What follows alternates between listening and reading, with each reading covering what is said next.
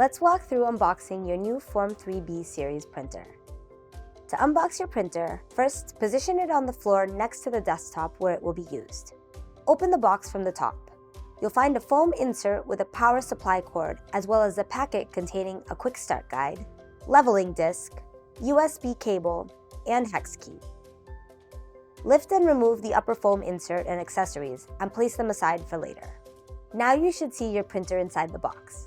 Before proceeding, consider finding a partner or two to help hold the box down while you remove the printer. Remove the printer using the side handles of the carrying sling.